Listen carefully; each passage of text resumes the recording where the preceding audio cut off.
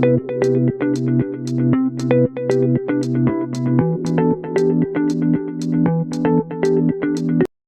you sent us a great audio clip this week.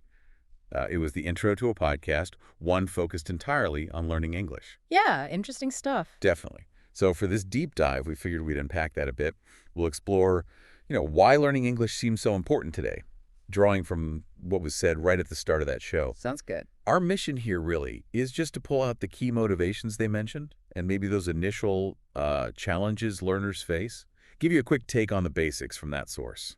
And what jumped out right away, for me at least, was how it tackled the big why bother question. Exact. The guest, who's learning herself apparently, she mentioned really practical things, getting better jobs, travel being easier, more education options. Yeah, those tangible benefits. Mm-hmm. It highlights that a lot of language learning isn't just, for fun. It's tied to real goals.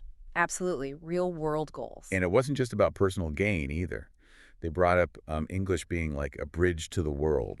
I like that phrase. Me too. It paints a picture, doesn't it? Suggests learning the language connects you to something bigger, a global conversation. Well, it does. Think about science, business, tech. Pop culture even. Right. English is often the common ground. So that bridge idea isn't just poetic, it's functional. It allows for a massive amount of interaction across cultures. Yeah, you gain access to so much more information, so many more people. Definitely. But it wasn't all just positive motivation. The guest also mentioned a really common problem, feeling not confident enough to actually speak. Ah, yes, the confidence hurdle. Right. She said she might know the words, but still feels hesitant.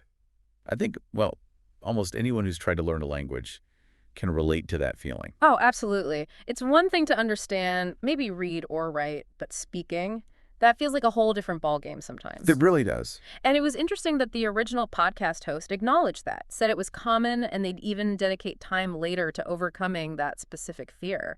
That's good. It shows they get that the psychological side is just as important as knowing the grammar or vocabulary. Exactly. It's a huge part of it. So for listeners who might be starting out or maybe feeling a bit stuck, the advice they gave was, pretty encouraging, I thought. Oh, was that Ariane? Basically. Yeah. Don't fear mistakes. Just get on with it. And practice everything, listening, speaking. Reading, writing, the whole package. Yeah. Consistent effort and, crucially, allowing yourself not to be perfect, especially at the start.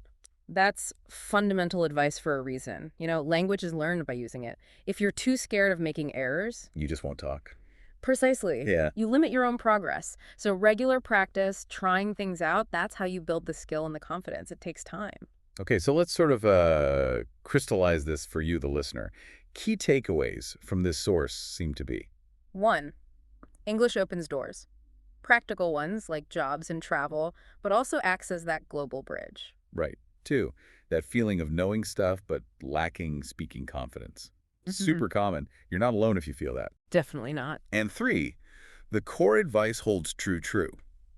Embrace the learning process, mistakes and all, and practice consistently. All the skills. Which leads to a good final thought, maybe for you to ponder. Go on. Thinking about your life specifically, what doors could learning English, or maybe just improving the English you have, what could that open up for you?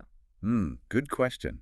Is it about career or travel? Or connecting with different people, maybe accessing certain information, or, enjoying films or books in the original? Thinking about that personal why can be really motivating. It really can. Well, thanks for diving into this source with us. We hope this quick look has sparked some thoughts for you.